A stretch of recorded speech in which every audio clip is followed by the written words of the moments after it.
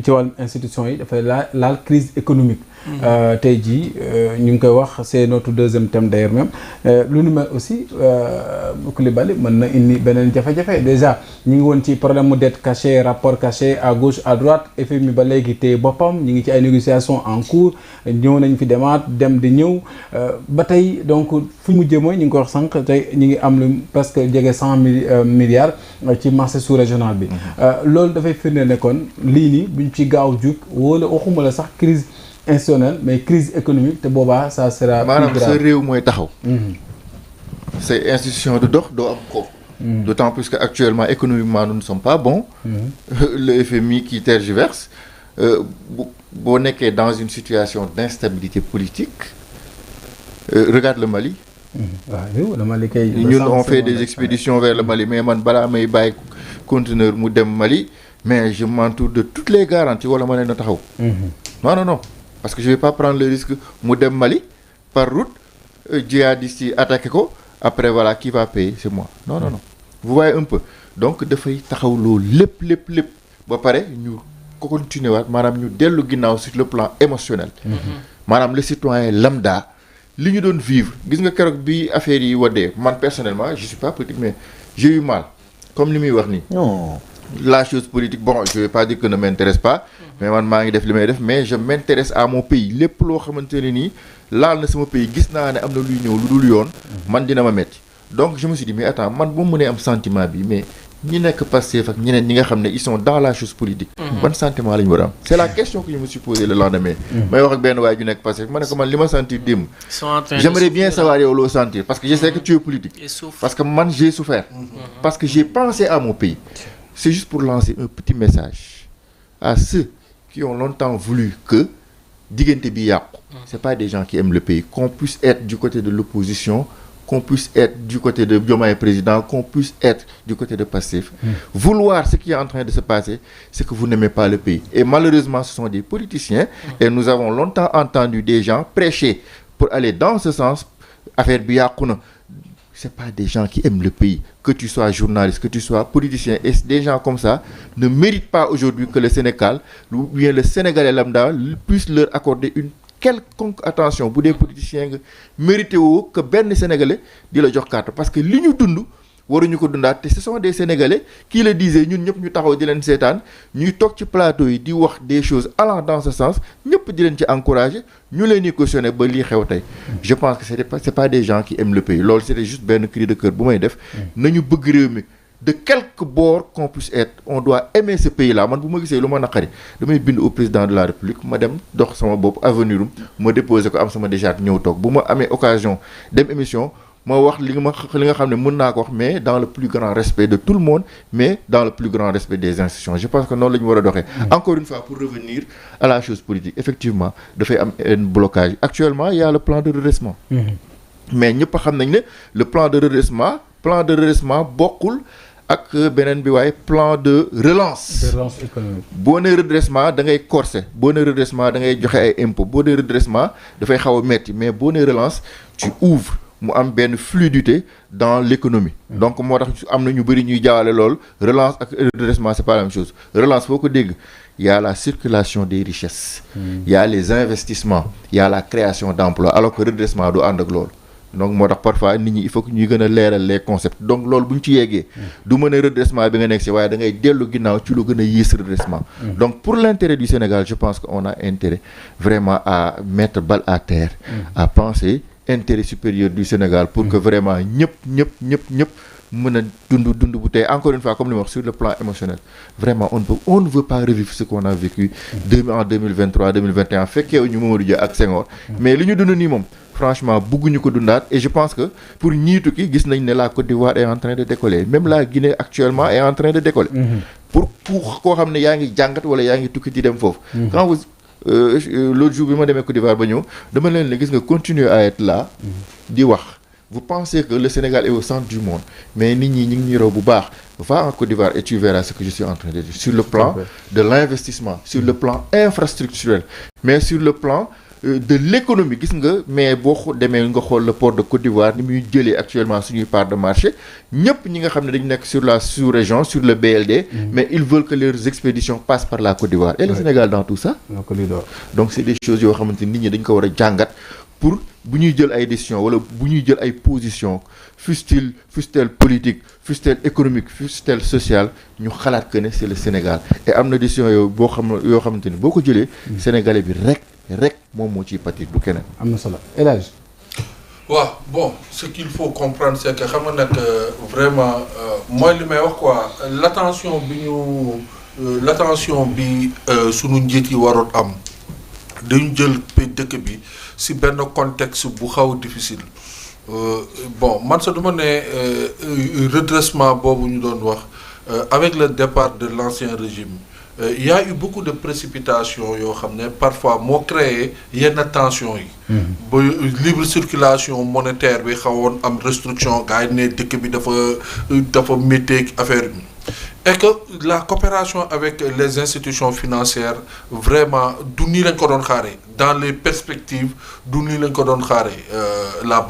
l'FMI d'abord le problème avec l'FMI nga ñëw tey Banque mondiale aussi ak ñëwaat ci benn revue mais il y a une chose qui est bien il faut le reconnaître c'est que nous sommes pas asphyxiés.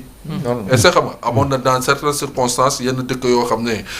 suñu soo si nekkoon ci conditions yi. doon na gën a garaaw. da ngay xool Grèce. nañ ko jëlee nañ ko jëlee Grèce. donc loolu rek war na mën a tax ñu mën a comprendre ni que sur le plan structurel. nous sommes encore là sur le plan institutionnel nos institutions économiques et monétaires tiennent le coup. La banque centrale encore nous serve et que la monnaie circule.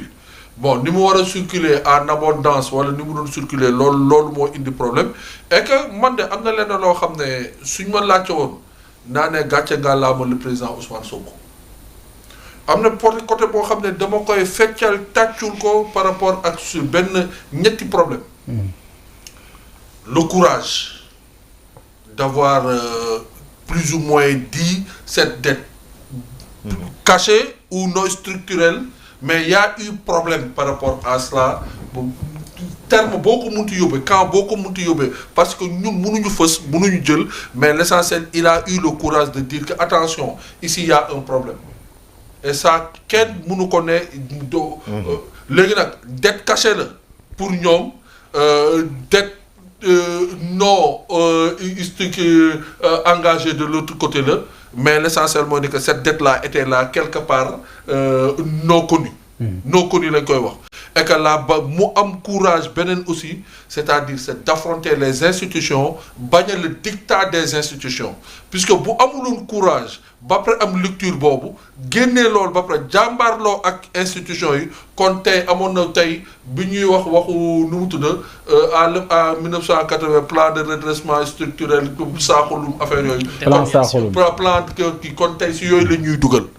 Heureusement ils ont un cran. Ils ont le courage d'affronter l'FMI et la Banque mondiale pour leur dire que non doo leen ñu yóbbu à la guillotine wala doo leen ñu imposer li ngeen bëgg non du demee noonu kooku au moins souveraineté la. Avant ça ne se passait pas comme ça. Avant dañu doon ñëw ak seen ay valises. ak seen ay mallettes ak seen ay décisions. imposer la ko nga jàll ko. moo tax man côté boobu moom le président Ousmane Sonko côté boobu moom gàcce ngalaama au moins ñu ngi nokki maintenant nag métti na ça demande des sacrifices ça demande maintenant une concertation ça demande d'être accompagné que ñun les diaspora bond les leviers yu ñu nekk di def et puis population bi aussi am benn rassurance mooy ni que sur le plan économique il y a une tension forte qui est là mais qui est soutenue et qui est accompagnée parce que tey boo lever 100 milliards dans le marché régional jàpp ni le marché interrégional maa ngi xool tey Standard & Poor's ñu ngi jéem mais ñëpp duñu accompagner ñëpp duñu kii donc jàppal ni tamit le lobby international par rapport ak li nga bëgg duñ la si bàyyi c'est le marché international moo demee noonu tey li doon neex ba neex mooy ni que sur le plan diplomatique malheureusement c'est malheureux foofu laay daanale c'est malheureux la relation avec l'ancien pouvoir qui était là ñii ñëpp dañu collaborer ak Macky Sall ñett ñi taxaw ñëpp dañu collaborer ak Macky Sall mooy fi may daanalee nii mooy ni que on n'a pas eu cette transition positive ou cette transition pacifique ou cette transition de courtoisie entre ñi fi nekkoon c'est dû aux activités politiques aux 90 morts et par rapport ak ñi nga xam ne mën nañu accompagner wala une collaboration mënoon na am pour la transmission mooy li ñuy wax tout le temps système bi dañ koy dégager te système kenn du ko dégager noonu mu am cette conflit aujourd'hui des relations au niveau institutionnel. parce que ñoom li fi nekkoon suñu amoon clairvoyance su li fi nekkoon kon amaanoon na pression bi day nekk dépression. Yade. oui. jàppoon ne aussi quelque part. am na loo xamante ni tamit ñu bëri jàpp ne mën nañ ko xëy na waxee neen lu mel ne date cachée bi muy wax nii ñu juñu sax ndax keroog mi ngi menacé alerte bokk ci meeting bi terrain meeting bëgg naa sax ngeen ñëw sur le plan juridique parce que aussi nee na képp ku ko wax bon loolu waruñu weddi ne amu fi mais est-ce que tey jii lii tamit mënul gën a indi ay conséquences ci sunu investisseurs yi nga xamante jii ñu ngi woon ci vraiment bonne voie ak tamit lan mooy justifié tey jii zone rouge bi à chaque fois bu ñu amee fee xaalis bu ñu taggee fee beneen yoon instruments yi ñëw fee xaalal ñu beneen yoon boo xamante yoon bu bon bi la tey jii ñu ngi wax lu jëm ci li nga xamante moom moo di kon prime de risque bi souveraineté bi. Ok, donc ce qu'il faut préciser c'est que Sénégal depuis bu ñu accéder à la souveraineté internationale dañoo bénéficier aussi institution de Bretton Woods avec des œillères su ñu daan bénéficier ay capitaux étrangers dañu doon jox ay directives di ñu wan naka la ñuy gérer suñu bopp maintenant dynamique bi nga xam ne moom moo fi am avec le régime actuel c'est que c'est une emphase qui est mise dans une politique de financement endogène yoo xam ne moom la ñuy primer te moom lañ nekk di doxal pour avoir une souveraineté économique mais aussi une souveraineté administrative maintenant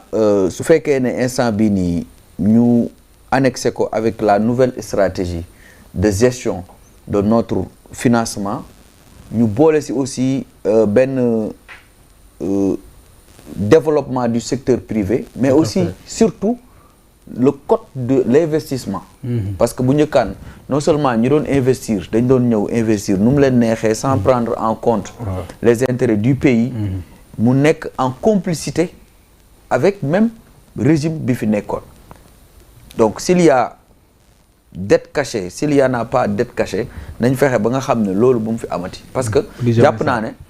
naa ne di waxati ci dette cachée pour man bëri wax la man loolu laa jàpp te wax naa ko fu ne man laa wax dootuma waxati ci dette cachée ndax dette cachée les voies autorisées non certifiées wax nañ ko ba mu leer mais nañ fexe nu ñu mën a utee ay solution pour que 70% bi nga xam ne moom la ñu UEMOA wax ñu mën ko mën a indiwaat ci 119 bi ñu mën ko rabaisser un peu maintenant c'est vrai que ci 130 bi ñu wax c'est loolu moo am solo instant bii nii sunu importation yi ñu ngi koy développé ñu ngi koy suñu balance commerciale bi mi ngi respirer instant yi toll nañ ba si 420 milliards moins de plus de 4% ñu ngi koy am ci suñu déficit budgétaire loolu moo nekk la réponse ñu fexe ba diaspora bonne bi nga xam ne ñu ngi koy projeté ñu xool nuñ ko mën a concrétiser appel public à l'épargne bi ñu xool nuñ ko mën a fexee ba ñun ñu moomal suñu bopp loolu moo nekk priorité yi tey bu ñu demee ba ñuy méngaleeg ay Guinée ça veut dire que y a un problème te sori woon trop ak ñoom non sori woon nañ trop ak ñoom di wax nag ni instant yi le régime est en train de faire des choses extraordinaires économiquement parce que bu ñu demee ba nga xam ne économiquement ñu nekk à des chiffres macroéconomiques dérisoires ñuy continuer di fay salaire yi état bi continuer di doxal ça veut dire que ay borom xam-xam ñoo yor économie bi mais bu ay borom xam-xam yoree économie bi macroéconomiquement ñuy def ay jéego dafa war a feeñ aussi ci panier des ménages ci le quotidien des Sénégalais oui loolu dafa am solo loolu moom moo nekk priorité yi nga xam ne pour man moom moo waroon nekk tey ay débat mais tey nekk jàppal fii indil fii nañu war a xool naka lañ mën a amee ay programmes sociaux de base nit ñi di mën a faju ñu feebar mën a faju ñu war a jàng mën a jàng location bi cher ñu wàññi ko li ñu wax ne dañuy wàññi gaz bi pétrole bi tout ça ñu accélérer ko chantier yi ñuy def les grands chantiers surtout grand chantier yi ñu accélérer ko. loolu moo nekk réponse bi nga xam ne man de en tout cas loolu laay xaar si ñoom. te jàpp naa ne ñu ngi ciy jox ay jéego pour ñu mën koo concrétiser. am na solo Alassane. waaw Abdou xam nga le duo Diomaye Sonko bi ñuy ñëw dañu jaay souveraineté. te man jàpp naa ni souveraineté nekk na loo xamante ne yombul mais ñu ngi si xar seen tànku tubéy bu baax a baax. te par rapport ak FMI ak institution internationale yi des fois daawoon nañu jox ay koppar mais toujours dañuy orienté wala dañuy wax fan la ñuy dicté daal waaw dañuy dicté te loolu véritablement dafa war a jeex. gis nañ levée de fonds yi nga xamante ne ñu ngi ko fiy def appel à épargne bi nga xamante ne kii suñu société nationale yi ak les citoyens sénégalais dañ ciy participer bu baax a baax. yooyu yëpp c'est des éléments quand même importants mais loolu aussi mënul occulter économiquement quand même da ngay sentir que nous avons des difficultés mais malgré ces difficultés là l'État quand même parvient à gérer les équilibres avec beaucoup de pression gis nañ ni chaque mois nit ñi ñu ngi fayeeku les fonctionnaires et autres donc loolu déjà c'est des avancées. même su fekkente ne tamit man dama jàpp ni ñoom sur le plan des infrastructures et autres régime passé am na lu mu ci def lu am solo ñoom nañu attaqué wu plus sur les questions sociales. tey sama naataango wax na ko léegi. il faut que sénégalais bi mu sentir que ci wàllu jàng ci wàllu santé ci dundinam. da ngay dégg fan yi nit ñi di wax affaire woyofal bi donc da ngay sentir que sénégalais yi ak sénégalaises yi dañu sonn dañu étouffé économiquement donc état bi il faut que mu indi ay programmes yoo xamante ne pour véritablement jéem a jàppale le citoyen sénégalais lambda ba nga xamante ne dina mën a sentir bu baax a baax jàppale ci li nga xamante ne noonu lay dundee. jàpp naa ni loolu moom suñ ko defee dina nekk loo xamante ne lu baax la ci askan bi te loolu la nit ñi di xaar ci ñoom mooy que véritablement ñu attaqué wu ci les priorités nekkul nag des priorités extraordinaires mais les choses yi ñuy jàppee terre à terre te du terre à terre. L'éducation la santé. Les denrées de première nécessité loolu jàpp naa ni régime bii ni ci loolu la war a gën a attaqué wu. véritablement pour jéem a trouver ay solutions par rapport ak loolu. am na solo merci beaucoup dañuy daal di tëj émission bi temps bi sax des na wante ponk yi dama wax ponk yi sax des na waaye temps bi ñu cërale woon moo daal di nekk mu jeex waaye li dugg si nag wi lépp xaju ci cin wala bu ci xajeet mu ne su ko cee sóorandoo dañuy rek daal di kon yëkkati jotaay bi kenn ku ci nekk nag. am nga yóbbal wala c'est pas normal loo xamante nga ko yóbbante askan wi wala loo xamante ne gis nga ne mi ngi ci réew mi jaadul ak ponk bu mën ni doon ñu daal di tëjee foofu jotaay bi Ousmane c'est pas normal wala yóbbal. waaw yóbbal bi may yóbbal la santé. elle est primordiale. gis nga bés boo demee ci hôpitaux yi di leen jege. boo demee da ngay fàtte yow li la fa yóbbu. ndax da ngay gis ku la gën a grawle fuuf te parfois 5000 francs bu mu mën a jëndee garab amu ko. donc loolu vraiment c'est. dama xaw ma yóbbal lay doon xaw ma mais nañu ci bàyyi xel. gis nga yàlla mooy jël bakket mais ñu bëri ñi ngi dem. tey na xel daal ci santé bi nañ ci góorgóorlu. il faut vraiment aller vers les hôpitaux. am na solo pour gis problème yi fa nekk. waaw xam li fa xew nañu teg en place voilà les institutions de prévoyance maladie nañ leen dooleel et cetera ñi ngi fi dans les entreprises privées mais nañ ko gën a yaatal et cetera les assurances. La prise en charge les gens en ont besoin parce que dañuy feebar du ñu mën a def sax rajo du ñu mën a jënd garab donc loolu vraiment j'appelle à ce que les bonnes volontés mais vraiment l'État mu def ci ay jéego yu am solo parce que la santé avant tout loolu daal vraiment c'est ce que je voulais faire passer donc malheureusement le temps il est épuisé mais je voulais parler tout à l'heure de la dette cachée et cetera mais malheureusement peut-être une autre fois inchallah 30 secondes. Donc c'était juste pour précision. Allez-y. Il y a de la dette cachée dans ça. Il y a de la dissimulation dans ça. Par exemple, j'ai ma comptabilité, ma am des créances yoo xam ne dama ko yóbbu au tribunal. On les appelle des créances douteuses. C'est-à-dire je ne suis pas sûr de les recouvrer. Maintenant bu ma waree dem sama conseil d'administration ma wan leen la situation comptable de l'entreprise par rapport aux créances mun naa génne yooyu dama koy filtrer parce que c'est des créances douteuses ñu filtrer ko parce que souvent boo ko emmagasiné mun nga ci am benn 500 millions rapidement wala 1 milliard je parle d'une comptabilité d'une entreprise après yéen ngeen yóbbu ko sur le plan macro au niveau de la comptabilité publique dama leen ñuy filtrer bu ma leen génnee le conseil d'administration bu ñuy apprécier ce plan là dañuy gis ne tout est propre pourtant kat j'ai pas de créances douteuses tout est cool alors que man nëbb naa dissimulé naa benn 1 milliard boo xamante ne nii mi ngi au niveau du tribunal vous voyez un peu c'est ce qu'on appelle la dissimulation maintenant dette cachée c'est quoi gis nga tout emprunt doit être validé par l'Assemblée nationale si elle ne passe pas par l'Assemblée nationale là on parle de dette cachée donc il y a de la dissimulation parce que si rapport des cours des comptes bi loolu existe na ci il y a des dissimulations yu ci nekk yoo xamante ne nii c'est des écritures comptables la ñuy falsifier pour mën la won benn comptabilité publique bu transparent alors que en réalité c'est pas le cas de manière vraiment simple pour que les Sénégalais lambda puissent comprendre noonu nga koy jàngate léegi tey jii bu dee da nga ne amul dette cachée amul d'accord amul li mu wax c'est pas bête Ousmane Sonko excusez-moi du terme léegi yow da nga ne dette cachée amul mais nañ la yóbbu ci yoon nga prouver ñu pourquoi la dette cachée n'existe pas l'autre jour d'habitude du ma dugg si lu suma yoon nekkul damay dox ci benn boutique ma dégg benn waaye man leer na ma ne il n'a pas fait les bancs mu taxaw naan dette cachée amul mais dama mer parce que dama ne mais attends quand ce sont les ignares qui parlent au moment où non mais attends da ngay mer parce que doo jàng ba leeral yenn affaires yi des magistrats certifiés le cabinet Mazars certifié le FMI certifié l'IGF certifié koo xamante ni boo ko waxee diviser la comptabilité publique le budget de l'État c'est quoi la nomenclature budgétaire xamu ko mënu la wax ne sax y a une partie investissement wala une partie fonctionnement wala mënu la wax ne y a une partie recette y a une partie défense kooku mooy taxaw naan la dette cachée n'existe pas léegi da nga koy woo devant les tribunaux mu wax la pourquoi la dette cachée n'existe pas kon da ngay soutenir li Ousmane Sonko effectivement techniquement loolu mooy li fi nekk am na solo do temps wee jeex mais sinon kon ñu approfondir ko davantage macha allah ci leeral yi Ousmane merci beaucoup El Hadj yóbbal wala c'est pas normal bon nañ sant yàlla rek ce qui n'est pas normal vraiment man c'est quand certains chroniqueurs certains journalistes qui ont accès vraiment à l'information et que ñuy manipuler di joxe yenn désinformation yi je les appelle à la raison je les appelle à la responsabilité kii mu ngi waxu iñaar te commentaires yoo xam ne sûrement am na fenn foo xam ne jëlee na information bi bëgg na aujourd'hui nous sommes avec une population très aguerrie très ouverte et que lépp lu ñuy partager ak population bi na nekk lu avéré moi je dis pas nañu nëbb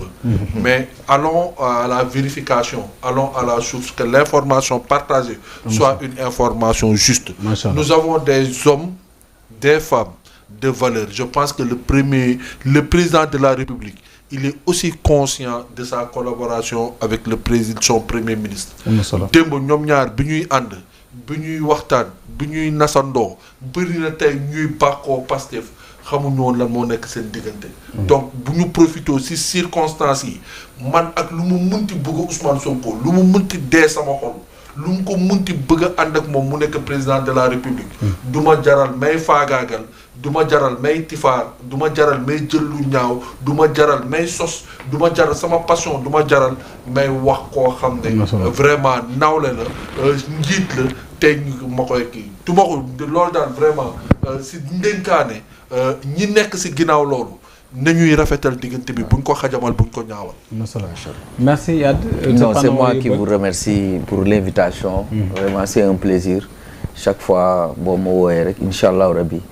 ma nekk Dakar dinaa ñëw di nuyu seen professionnalisme ak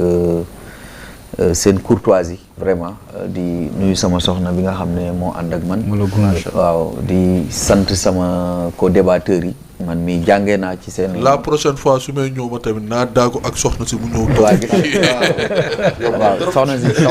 kon kay dañ ci voté waa léegi ñu fi nekk ñëpp nañ indi seen soxna waaye kon li ma jaaxal mooy techniciens yi kenn yoru ci jabar.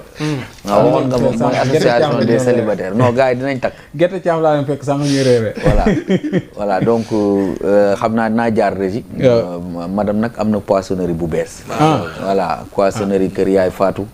ngeen ñëw jënd ci moom. war nañ faa dem de ko ay jën yu am solo. mbaa indaaleel nañu ci dara luñ mën a xewloo bala ñoo dem. non loolu moom du problème. voilà donc soxna si maa ngi lay gërëm bu baax di la sant. maintenant sama cri du cœur wala c'est pas normal mooy chaque fois li may wax suñu nekkee ci oto bi maag madame mooy passerelle yi ñu dindi. ci autoroute yi. waaw man ak madame dañ koo fekkee. dañ doon doxantu vers les coups de 23 heures am benn nit boo xam ne dañ koo mbëkk kooku moom xam naa bu deewu tamit sonn na te ku mu nekkoon sa mbokk. di nga jaaxle. te li ko waral lu simple la mooy ay passerelles yu nit ñi di jaar ñu dindi ko depuis 2 ans 3 ans kenn defaraatu ko passerelles yi bu fekkoon sax dafa yàqu te d'après samay sources terre bi mu doon jàll ci lañ ko dindi woon. mooy Kër Mbaye Fall bi. Kër Mbaye Fall jàmm gën Rufisque. ba may dugg Dakar. ak fii Yoff man sama tànk tout le temps dama koy teg. parce que gars yi dañuy taxaw bu ñu la séenee seen trajectoire du baax. ndax ñoom la ñuy jàpp mooy instant yi balaa kii di ñëw mën naa. oto moo gën a gaaw nit. léegi nag mieux vaut prévenir que guérir. kaas naa ko ba sonn maa ngi woote nguur gi ak képp koo xam ne mën na ci dara. passerelle yi ngeen jàppale ñu defaraat ko pour ñun ñi yor oto suñuy dawal ñu mën a daw ak xel mu dal. am na solo même buñ la tooñee tey koo fi mbëkk da ngay dem dëgg prison ndax homicide involontaire. am na solo nañ ñu dimbale si loolu. ñu rétablir loolu. un très bon message. Alassane. waaw fi may tàggoo rek c'est pas normal mooy conflit yi nga xamante ne mu ngi am diggante baykat yi ak sàmmkat yi. ñu koy ñaawlu bu baax a baax. tey ak jamono waaw tey ak fi jamono toll. nit ñi war nañu weesu loolu. sàmmkat bi na xam palaasam. fi mu war a sàmm baykat bi yem si toolam te d'habitude ay collaborateur ay mbokk la ñu war a doon. li nekkoon bu yàgg ba ñiy dëkk fii nit ñi bañ a jaxasoo ku nekk sa côté loolu war na xeewi. dañu xool nan la ñuy ànd bu rafet. bu fekkee ne defuñu ko aussi na état jël responsabilité am ku ñu war a sanctionné bu ñu gisee sàmmkat bu nekkul ci yoon. bu ñu ko waree sanctionné ñu sanctionné ko. bu ñu gisee baykat tamit bu nekkul ci yoon def lu mu warul def bu ñu waree sanctionné ñu sanctionné ko. man dama jàpp ne loolu mooy indi solution. L'autre élément mooy par rapport à la situation actuelle ñu ngi ñaan yàlla sotti ci ndox mu sedd. diggante le président de la République Bassirou Diomaye Diakhar Faye. et son premier ministre Ousmane Sonko. di lancer aussi appel chefs religieux yi. dañ ci dugal seen ñaan. dañ ci dugal seen kàddu. macha allah te di appeler tout le monde tous les partisans à la retenue au calme et à la pondération. merci donc loolu daal laay tëjee di nuyu waa commune de Sangalkam. rawatina sama dëkk waa Njaxiraat maa ngi leen nuyu bu baax maa ngi gis ñu ngi may soutenir. ci li nga xamante ne moom laay def. jaajëf merci beaucoup en tout cas mi ngi noonu liñ ciy dolli rek mooy que sànq Yade mi ngi wax sànq lu am solo ci wàllum passerelle yi mais parfois aussi. nit ñi dañ fa fekk passerelle yi jaar ci suuf. waaw wala nit ñi ñëw. mooy incivisme bi. lal ci ka incivisme. est-ce que xam nga pour bañ a guddal. est-ce que xam nga ñun Sénégal chaque jour dama koy wax. gis nga bu fekkee dañoo jàpp ne mën nañ développer sans civisme ni citoyenneté. dañuy nax suñu bopp. mënul dem même yonent buñ ko indee fii te bokkuñu yaru. bokkuñu am bi worma. duñ mën a dem. c'est ça c'est important mooy que tey jii état mu war a jël ay responsabilités. non man ñu dem ba ci sanction pécuniaire ba ci sax laal ci poos sénégalais moom lépp la nangu ba mu des ko laal ak poosam donc yooyu aussi yaakaar naa war nañ ci dem parce que gis passerelle ba demee Patte d'Oie bi daanaka doo am foo teg sa tànk ay table ak ay lépp vraiment réew mi daal incivisme bi nga wax noonu la rek il faut que ñu yaraat nit ñi ñu yar suñu bopp ñun ci boppam ma tàmbale ko sama bopp ak keneen ku mën di doon parce que li may wax si tali bi rek code de la route amul code de ma route la ñuy dawee kenn ku ci nekk fi sa bopp oto xaj ak fi nga bëgg a taxaw di da ngay romb sax oto mu taxaw ci diggu yoon bi di wàcce client wala kii gaara ci diggu yoon bi wala yëkkati la loxo wëccaxu la en fait désordre total dans ce pays on ne peut pas nag kii bëgg ay omelette duñ toj ay nen il faut tamit loolu vraiment ñu yaraasu te buñ demee bitim réew xam nañ lañ fay fekk barki dem élage nga jógee Espagne gis nga comportement yi ay Sénégalais yi buñ demee fenn ils sont obligés ñu approprier lañu gën a ragaluñu alkaati bi de multa la ñu gën a ragal amende bi la ñu gën a ragal multa ngi noonu voilà en tout cas doy na waar beneen aussi mooy sàmmkat yi aussi vraiment ñoom it ak baykat yi war nañ mën di gën di déggoo bu baax à chaque fois am na ay panel yu ci am man del naa ci bu yàggu rek le président du conseil national de la maison des éleveurs mu wax ci lu am solo mais yaakaar naa ne aussi war nañu évoluer quelque part mooy ba ci sàmm ji war nañ fexe ba di wax li ñuy wax culture fourragère maanaam fexe ba di bay li jur gi di dundee ñun suñu lépp ba ci mbaykat yi dañoo dépendre ci agriculture saisonnière